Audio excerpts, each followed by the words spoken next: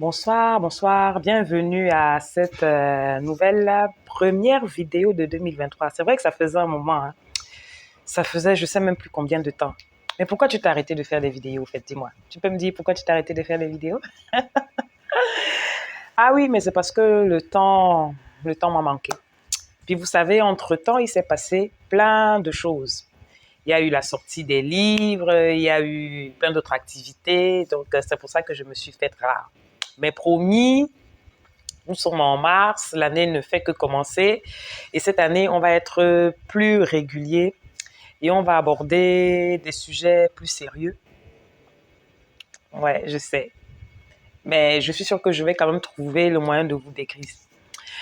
Alors, pour cette première vidéo, ça va être une série de plusieurs parce que c'est un sujet que je ne peux pas développer en une seule fois.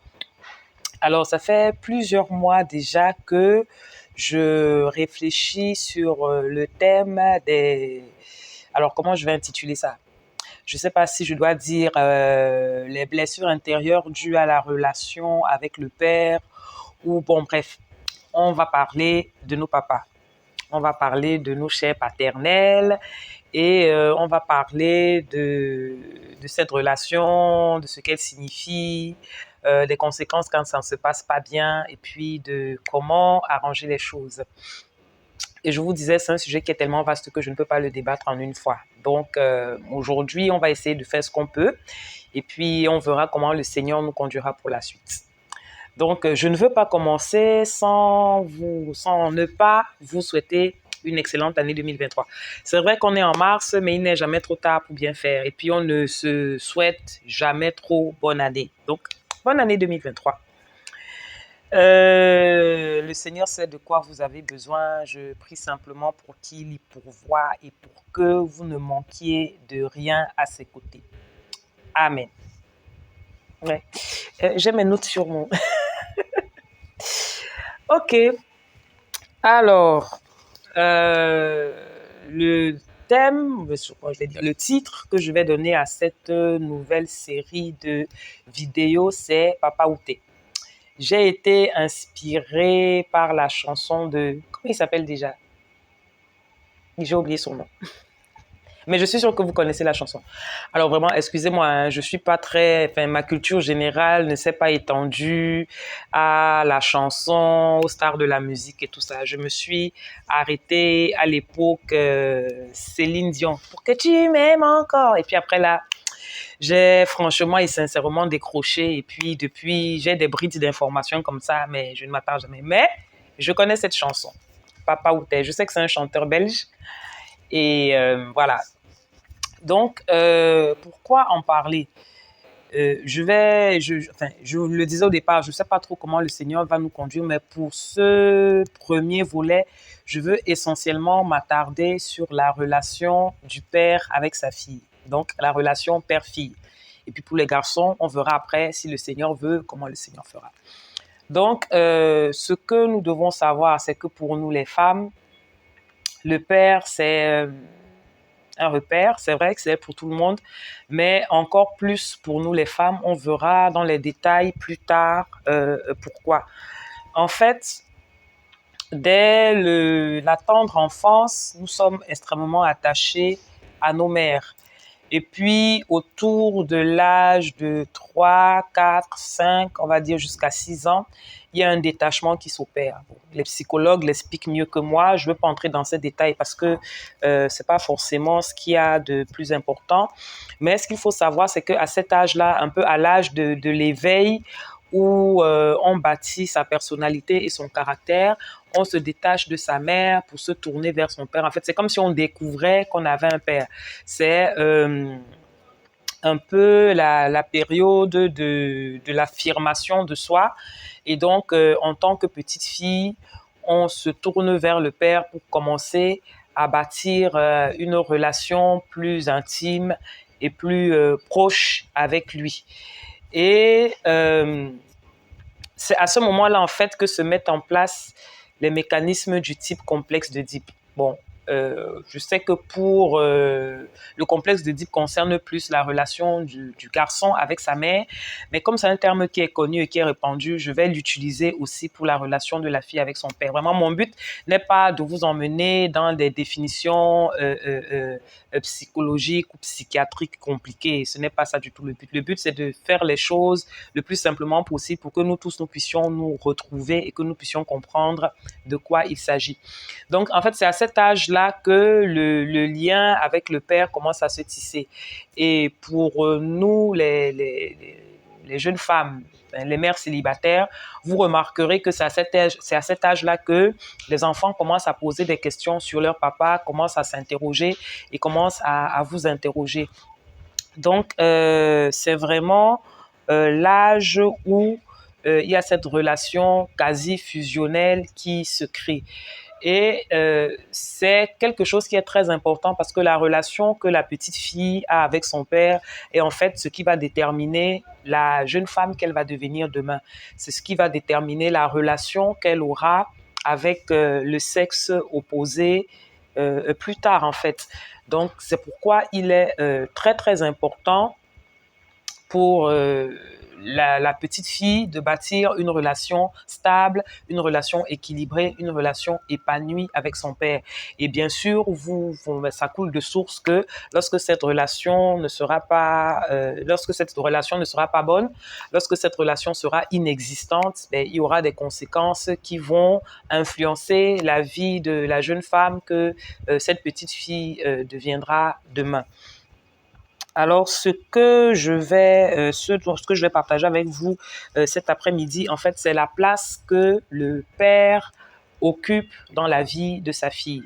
Donc, la relation que la petite fille aura avec son père est ce qui va déterminer son estime de soi.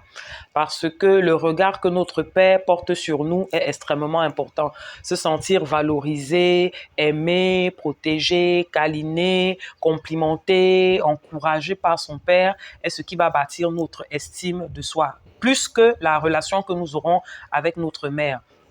Pourquoi? Parce que le père non seulement représente cette figure d'autorité, mais en fait c'est le sexe opposé, c'est l'homme, c'est celui qui est contraire entre guillemets à nous. Donc sa vision est très importante, son opinion est très importante et voilà pourquoi est-ce que nous allons être très influencés. La relation avec le père est également ce qui va construire notre individualité en tant que personne. Pourquoi? Parce que l'opinion du père est tellement importante que finalement, c'est ça qui va nous donner la perception que nous aurons de nous-mêmes. C'est ce que notre père pense, ce que notre père dit de nous, qui va nous permettre de nous affirmer en tant qu'individu, qui va nous donner de l'assurance dans la société et qui va finalement bâtir ou finir de bâtir le caractère que nous aurons acquis dans l'enfance. Le fait aussi que le père soit cette figure de force et d'autorité est ce qui va nous permettre de nous affirmer dans la société demain. Et vous remarquerez que des personnes qui n'ont pas eu de père ou des personnes qui n'ont pas eu une bonne relation avec leur père sont des personnes qui ont eu du mal à s'affirmer dans la société. Donc, qui ont du mal à dire non, qui ont du mal à défendre leur opinion, qui ont du mal en fait, à se positionner. Donc, ce sont des personnes qui sont souvent des suiveuses, ce sont des personnes qui n'aiment pas les conflits, ce sont des personnes qui ont du mal à affronter certaines situations et affronter les situations conflictuelles parce que, justement, ce pan de leur personnalité n'a pas été bâti. Les hommes, en tant que conquérants, en tant que chasseurs, en tant que ceux qui sont détenteurs de cette force physique, sont les personnes qui vont transmettre à leurs filles ce côté force, ce côté affirmation de soi, ce côté je me défends, je m'affirme, je défends mes opinions, j'ai des valeurs et je me positionne dessus et je ne bouge pas. Donc, bien évidemment, lorsque la relation avec le père ne sera pas bonne, ça va être compliqué. La troisième chose, la troisième? Je sais pas. Bon, voilà. La chose suivante, c'est que le père est celui-là qui va déterminer la perception que nous avons du mariage et de l'amour. Pourquoi? Eh ben parce que, bon, pas que lui. C'est vrai qu'à ce niveau-là, les deux parents interviennent, mais le père beaucoup plus, parce que comme je le disais au départ, c'est lui qui va influencer la fille du par sa position. Donc, en fait, le père va influencer sa fille et la mère va influencer son garçon. Donc, il est extrêmement important de grandir dans un environnement où les deux parents se montrent de l'affection, où les deux parents se parlent gentiment, s'échangent des mots doux, s'échangent des câlins, et que en fait les enfants soient témoins de ça, parce que ça leur donne une image en fait de ce que c'est que un foyer aimant. On a souvent plus tendance à se disputer devant les enfants qu'à avoir des démonstrations d'amour devant eux, par pudeur, par éducation, surtout en Afrique, ça ne se fait pas du tout, du tout.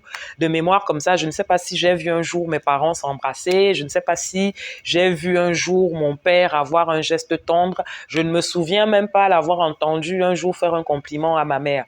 Donc, pourtant, ce sont des choses, ça semble être des détails, mais qui sont extrêmement importants. Les enfants ont besoin de voir leurs parents s'aimer, ont besoin de voir des preuves d'amour de leurs parents l'un envers l'autre pour pouvoir en fait reproduire la même chose lorsqu'ils seront à leur tour dans leur foyer. Ensuite, la relation avec le père va quand même déterminer la relation avec la jante masculine. Donc, la relation de la fille avec son père est un peu une sorte d'amour fondateur, hein, la base. C'est la première relation en fait que la fille aura avec le sexe opposé. Et si cette relation est biaisée, si elle est pas équilibrée, si elle est conflictuelle, s'il y a des abus, s'il y a du rejet, s'il y a du mépris, c'est clair que pour s'engager avec quelqu'un d'autre du sexe opposé, ça va être difficile. Et enfin, la relation avec le père donne quand même un reflet non négligeable de la relation qu'on aura avec Dieu. Parce que Dieu se définit comme étant un père. Et si avec notre père biologique, avec celui-là qui a tenu le rôle de figure paternelle durant notre enfance, c'était compliqué, c'est clair que avec Dieu, c'était compliqué. Et moi, je me souviens que dans les tout débuts de ma marche chrétienne, j'avais énormément du mal à voir Dieu comme le Père qui tient ses promesses. Simplement parce que je suppose que vous devinez, mon papa avait une petite faiblesse à ce niveau-là. Vraiment, côté promesse, c'était le genre, quand il te dit, attends-moi là, tu sais que tu vas attendre à perpète. Et s'il te dit, je vais te donner ou je vais te faire ça, fais carrément une croix dessus, quoi. C'est-à-dire, vaut mieux ne pas espérer et être surpris plutôt que de s'attendre à recevoir quelque chose parce que, en règle générale, il ne tenait jamais ses promesses. Pratiquement jamais, jamais. C'est-à-dire dans 80, allez, soyons généreux, dans 95% des cas, il ne tenait pas ses promesses ou alors il ne les tenait pas au moment où il y avait le besoin ou au moment où il y avait enfin, dans les délais impartis.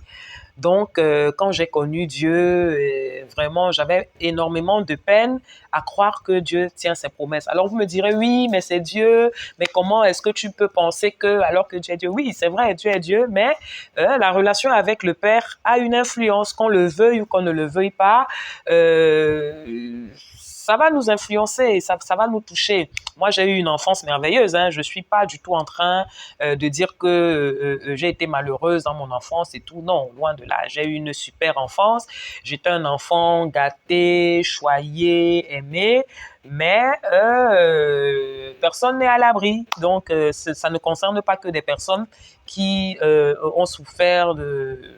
Enfin, comment je peux dire ça? Ça ne concerne pas que les personnes qui ont eu des abus ou qui ont eu des traumatismes dans leur enfance, mais en fait, ça nous concerne tous. Donc, j'ai dû refaire mon système de pensée pour croire que Dieu est celui-là qui tient ses promesses. Ça a été vraiment un travail de dur haleine. Voilà. Donc, notre première vidéo va s'arrêter là aujourd'hui. J'espère que ces quelques éléments, vous ont mis de l'eau à la bouche et que vous serez encore au rendez-vous pour la prochaine vidéo, pour voir la suite de cette série sur la relation père-fille. Si déjà vous avez des questions, n'hésitez pas à les partager. S'il y a des sujets particuliers que vous vouliez qu'on aborde, n'hésitez pas non plus à le dire. Si vous avez des témoignages, je serai ravie et bénie de les lire et de les entendre. Donc, il ne me reste plus qu'à vous dire au revoir et à vous retrouver pour une prochaine fois avec toujours autant de joie et de plaisir. Salut!